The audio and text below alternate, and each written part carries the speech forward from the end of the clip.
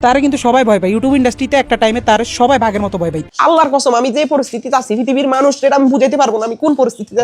তার বেল্টের বাড়ি আমার তো বেশি কেউ খায়নি, বেল্ট খুইলা আমার কুত্তার মতো পিড়াইতো। তা শুনতেছি বাংলাদেশের একজন জনপ্রিয় ইউটিউবার তৌহিদ আফ্রিদিকে নাকি গ্রেফতার করেছে। কি সাক্ষ্য প্রমাণ আছে তোমার কাছে? হ্যাঁ আমি ঠিকই বলতেছি, সত্যি তৌহিদ আফ্রিদিকে গ্রেফতার করেছে, তাও আবার সিআইডি। হ্যাঁ Oh my god. তৌহিদ আফ্রিদিকে গ্রেফতার করার কথা শুনে আমার মতন খুশি মনে হয় এই পৃথিবীতে আর কেউ হয়নি। কেন? কারণ ইনি একজন ইউটিউবার এবং সাথে সাথে আওয়ামী লীগের রাজনীতিবিদ। সে কখনোই চাইতে না যে ইউটিউবে তার আগে কোনো ব্যক্তি যাক। তারা কিন্তু সবাই ভয় পায় ইউটিউব ইন্ডাস্ট্রিতে একটা টাইমে তার সবাই ভাগের মতো ভয় পায়। আর শুনতেছি তৌহিদ আফ্রিদিকে নাকি তার কাছের ভাই ব্রাদার রাহি নাকি ধরিয়ে দিয়েছে, আর সেই জন্য এই রাহিকে আপনারা বানিয়ে দিলেন বিশ্বাসঘাতক বন্ধু নামের শত্রু। আমার মনে হয় এই রাহি যদি তৌহিদ আফ্রিদিকে ধরিয়ে দেয় তাহলে অনেক ভালো কাজ করেছে, আর সেই জন্য আমার মনে হয় এই রাহিকে বলা যেতে পারে দা ইন্টারন্যাশনাল হিরো। কি বলেন? হ্যাঁ ভাই আমি ঠিকই বলতেছি, সত্যি যদি এই রাহি তৌহিদ আফ্রিদির গোপন তথ্য ফাঁস করে তৌহিদ আফ্রিদিকে ধরিয়ে দেয় তাহলে তাকে বলা যেতে পারে দা ইন্টারন্যাশনাল হিরো।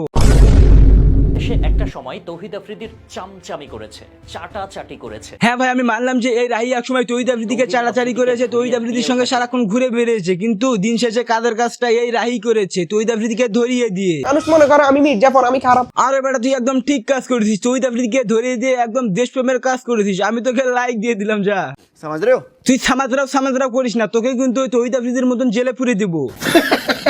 কি রে ভাই তুই আবার হাসিস কে? তোর কি পাতলা পায়খানা হয়েছে নাকি? যা পাতলা পায়খানার উচিত কে যা। তৌহিদ আফ্রিদির হাতে যখন পাওয়ার ছিল তখন বাংলাদেশের একজন জনপ্রিয় কন্টেন্ট ক্রিয়েটর সাইম, যাকে হয়তো বা আপনারা সবাই চিনে, তৌহিদ আফ্রিদির বিরুদ্ধে ছোট্ট একটি কারণে ভিডিও বানিয়েছিল সাইম, আর সেই জন্য এই মেন্টাল তৌহিদ আফ্রিদি সাইম ভাইকে ডিবি অফিসে নিয়ে গিয়ে পুলিশের মাধ্যমে প্রায় 1 ঘন্টা যাবত পিটিয়ে নেয়। আর সেই জন্য আমার মনে হয় সরকার পতনের পর আইন শৃঙ্খলা বাহিনী এই তৌহিদ আফ্রিদিকে নিয়ে গিয়ে একদম ধুয়ে দিয়েছে। কাজটা ঠিক করছে না? হ্যাঁ আর এই ঘটনা দেখার পর যারা বলতেছে রাহি একজন বিশ্বাসঘাতক, তাহলে আমি বলে দিচ্ছি ভাই যারা বলতেছে বিশ্বাসঘাতক তারা কিন্তু আওয়ামী লীগের লোক।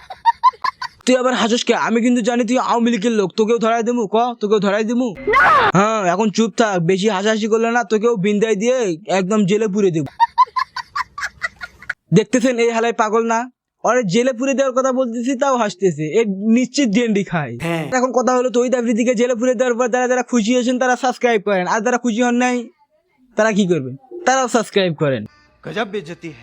তো ভিডিও কেমন লাগলো কমেন্ট করো, ভালো লাগলে লাইক মেরে দিয়ে চ্যানেলটিকে সাবস্ক্রাইব করে পাশে বেল আইকনটি বাজিয়ে দিও, আর ফেসবুক পেজ থেকে দেখে থাকলে অবশ্যই ফলো দিয়ে দিও। তো বিদায়, দেখা হবে পরবর্তী ভিডিওতে। আল্লাহ হাফেজ।